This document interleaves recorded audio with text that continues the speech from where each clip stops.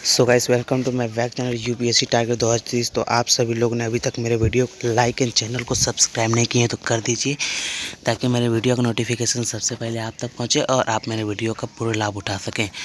तो मैं आज क्लास 9th फिजिक्स लेसन 6 जो साउंड मतलब कि ध्वनि का जो चैप्टर है उसका मैं दीर्घ उत्तर के प्रश्न लेकर आ चुका हूं। अगर आप इससे पहले वाली वीडियो को नहीं देखे हैं तो मेरे प्लेलिस्ट में जाकर देख लीजिए। तो चलिए हम लोग दीर्घ उत्तरीय प्रश्न के पहले प्रश्न की ओर चलते हैं। तो पहला प्रश्न हम लोग का है ध्वनि क्या है, यह कैसे उत्पन्न होती है। तो इसका आंसर होगा ध्वनि ऊर्जा का एक रूप है जिसके कारण हमें सुनाई देती है। यह वस्तुओं के कंपन द्वारा उत्पन्न होती है, उदाहरण के लिए अलार्म की हॉर्न, वाहनों की आवाज़ आदि। आइए समझने कहते हैं। तो बोल रहा है कि ध्वनि ऊर्जा का एक रूप है, मतलब कि ध्वनि को हम लोग कह सकते हैं एक ऊर्जा है। ध्वनि एक ऊर्जा है, कहने का मतलब कि ध्वनि एक ऊर्जा का रूप है जो वस्तु में कंपन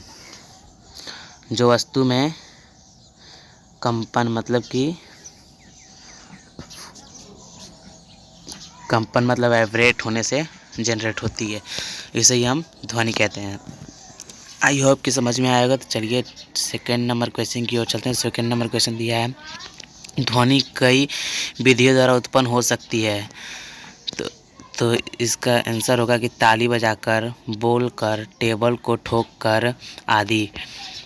तो चलिए थर्ड नंबर क्वेश्चन की ओर चलते हैं। थर्ड नंबर क्वेश्चन दिया हम लोग का एक स्वच्छ चित्र की सहायता से बताएं कि ध्वनि के श्रोता के निकट को वायु में संपीड़न तथा विरलन कैसे उत्पन्न होता है।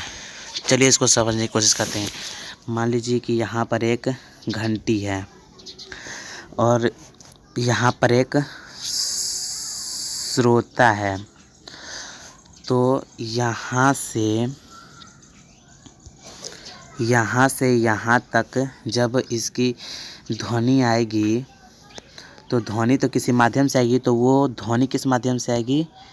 तो ध्वनि है जो वो हवा के माध्यम से आएगी। और हवा में ध्वनि कैसे चलता है? तो ऐसे हवा में ध्वनि कैसे चलता है? मान लीजिए घंटी और यहाँ पर श्रोता।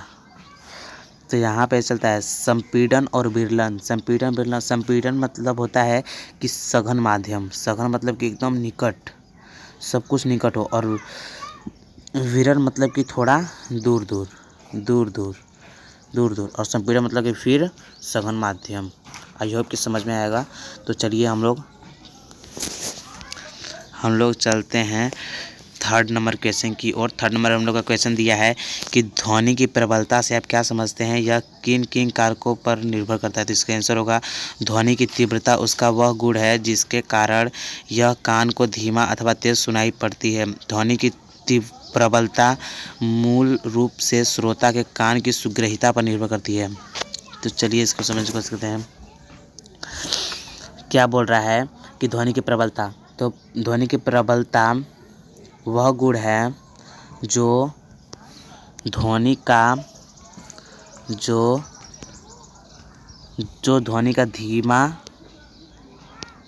या तेज होने को प्रतीत करता है। आई होप कि समझ में आएगा। तो चलिए फोर्थ नंबर क्वेश्चन की चलते हैं। फोर्थ नंबर क्वेश्चन दिया हम लोग का ध्वनि संचरण के लिए एक द्रव्यात्मक माध्यम की आवश्यकता होती है, इसे एक प्रयोग द्वारा समझाया। तो इसका आंसर होगा कि ध्वनि के संचरण के लिए द्रव्यात्मक माध्यम की आवश्यकता होती है। जैसे निर्वात में अंतरिक्ष यात्री लाउड स्पीकर की मदद से बातचीत करते हैं और पृथ्वी पर लोग ऐसे ही खुले वातावरण में बात करते हैं जिसका माध्यम हवा है। हवा में कुछ भार होता है, इसलिए हवा को ध्वनि का द्रव्यात्मक माध्यम कहते हैं। तो चलिए समझने की कोशिश करते हैं।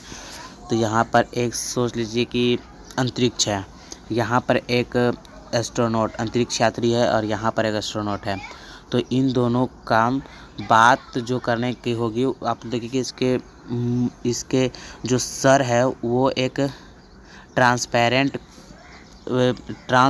जो ग्लास है उसके एक कटोरे से ढका होता है और इसमें ये लोग लाउड स्पीकर की मदद से बात करते हैं। आई होप कि आपको समझ में आया होगा।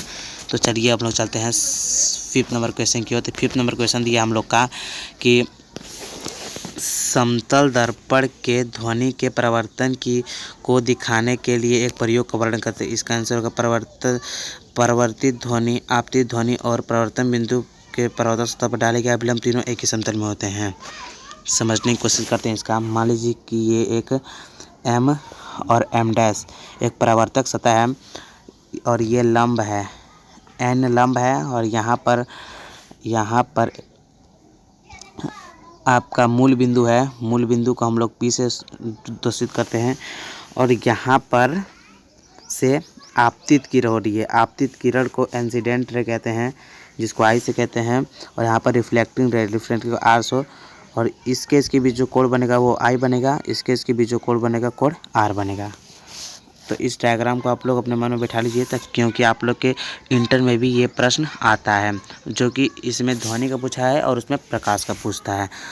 तो चलिए अब अगले प्रश्न की ओर चलते हैं। आई होप कि ये समझ में आएगा आपको।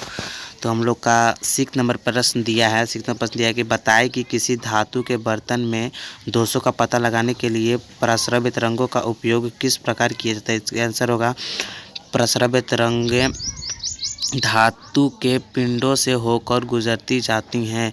यदि कोई दरार या छिद्र तरंगों के पथ में नहीं हो तो ये तरंगें सीधे निकल जाती है, परंतु यदि कोई दोष होता है तो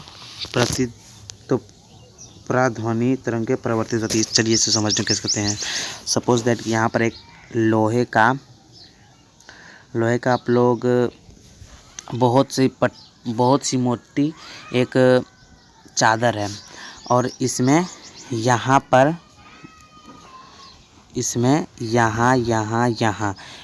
क्या है, एक नहीं, यहाँ पर बहुत सारे क्या है, बीच में दरार है। तो दरार कहने का मतलब है कि उसके बीच में हल्का सा जगह है। तो इसको पता लगाने के लिए हम लोग किस तरह का प्रयोग करते हैं, तो प्रस्रव्य। तो इसका मतलब है कि मान लीजिए कि यहाँ पर प्रस्रव्य तरंग जनरेट करने वाली एक मशीन है यहाँ से, और वो जनरेट कर रही है प्रस्रव्य तरंग। तो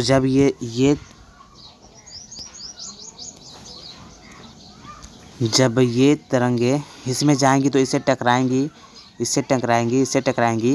और ऐसे भी होगा, ये उसके बीच में जगह, तो इससे टकराएगी तो इतना मोटा तो होगा ही। तो इसके बीच में जो जगह है तो इसमें कोई माध्यम नहीं हुआ, तो इसी कारण ये यहीं से रिफ्लेक्ट होकर पुनः अपने पथ में चली जाएगी। और अगर यहीं पर आएगी तो यहाँ तक होते हुए ऐसे यहीं पर भी टकरा कर चली जाएगी। तो चलिए इसका एक और शर्त हैं कि अगर मान लीजिए चादर है लोहे की बहुत मोटी सी और यहाँ से जनरेट किया जाता है प्रस्रव्य तरंग, तो ये अगर जाएगा यहाँ से तो सीधे क्या होगा, पार हो जाएगा, क्योंकि इसमें बीच में कोई दरार दोष है नहीं, क्योंकि ये पूरा का पूरा एक ही माध्यम है। आई होप कि समझ में आएगा। तो चलिए हम लोग 7 नंबर क्वेश्चन की ओर चलते हैं। 7 नंबर क्वेश्चन दिया है, बताएं कि चमगादड़ हवा में अपने शिकार को पकड़ने के लिए प्रस्रव्य तरंगों का उपयोग किस प्रकार करता है। तो इसका आंसर होगा मनुष्य तो प्रस्रव्य तरंग नहीं सुन सकते हैं, परंतु चमगादड़ की श्रव्य सीमा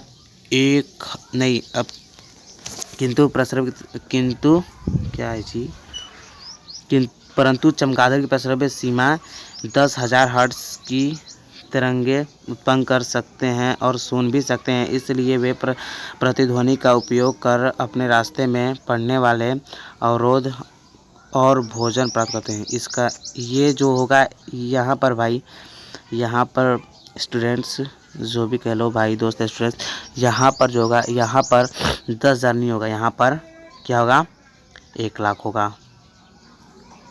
यहाँ पर क्या होगा 1 लाख होगा। 1,000 हर्ट्ज की वो लोग उत्पन्न करती हैं अपनी प्रस्रव्य ध्वनि, और जो कि जिसे कि मनुष्य सुने से, मनुष्य की श्रव्यता सीमा होती है वो 20 हर्ट्ज से 20,000 हर्ट्ज तक होती है। अगर इसके बीच में होगा ध्वनि तो मनुष्य सुन सकता है, अगर इससे भी कम हुआ तो नहीं सुन सकता, इससे ज़्यादा हुआ तो भी नहीं सुन सकता। आई होप कि आप सबको समझ में आएगा। 7 नंबर क्वेश्चन, इसका एक ले लीजिए स्क्रीनशॉट। चलिए अब अगले प्रश्न की चलते हैं। तो हम लोग का 8 नंबर प्रश्न दिया है, सोनार की कार्यविधि तथा इसके विभिन्न उपयोगों का वर्णन करते। इसका आंसर होगा कि उपयोग, पहले उपयोगों का बोलते उपयोग लिखते हैं इसका।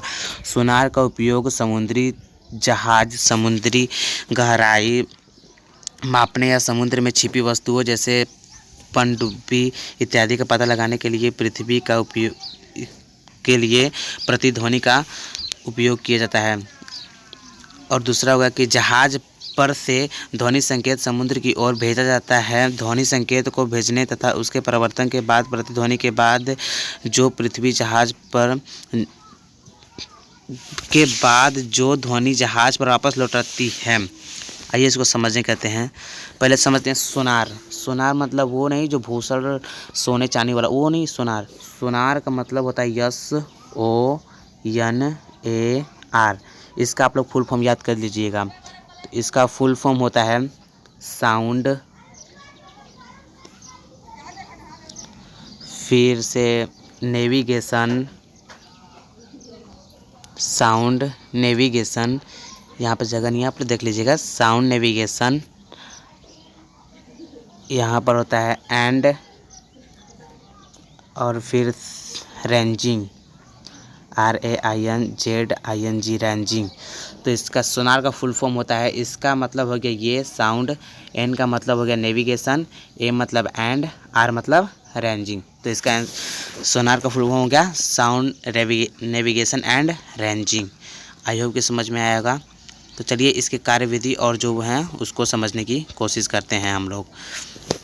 तो इसका उपयोग मान लीजिए कि ये समुद्र है, ये समुद्र है, ये क्या है, समुद्र है, समुद्र को नीले से दर्शाते हैं, ये समुद्र है। और यहाँ पर हम लोग की सपोज दैट की शिप है, हम लोग की क्या है,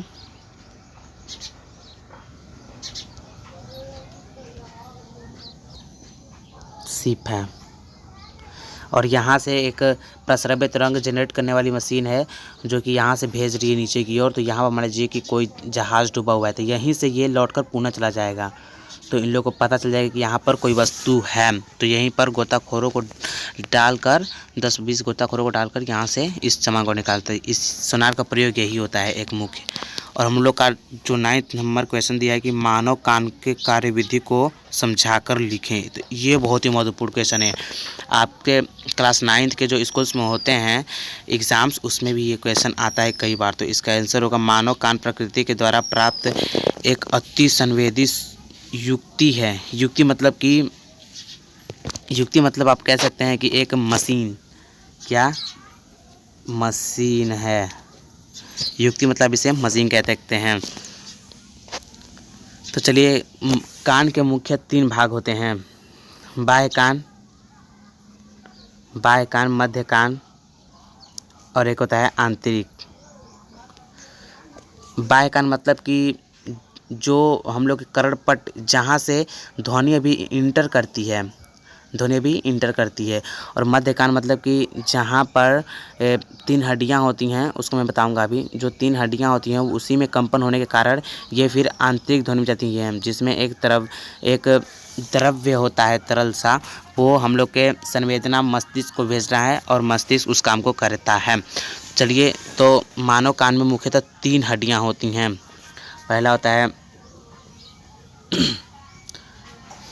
मूर्धक, सेकंड होता है निहाई और तीसरा होता है वल्यक। आई होप कि समझ में आया होगा। तो इसको लिख लीजिए, मूर्धक, वल्यक और निहाई, 1, 2 एंड 3। तो पहला है मूर्धक, दूसरा है निहाई और तीसरा हम लोग का है वल्यक। आई होप कि आप लोग को समझ में आया होगा। तो मेरे वीडियो को लाइक, सब्सक्राइब एंड चैनल को सब्सक्राइब कर दीजिए ताकि मेरे वीडियो का नोटिफिकेशन सबसे पहले आप तक पहुंचे और आप मेरे वीडियो का पूर्ण लाभ उठा सके। तो thank you for watching my video. God bless you.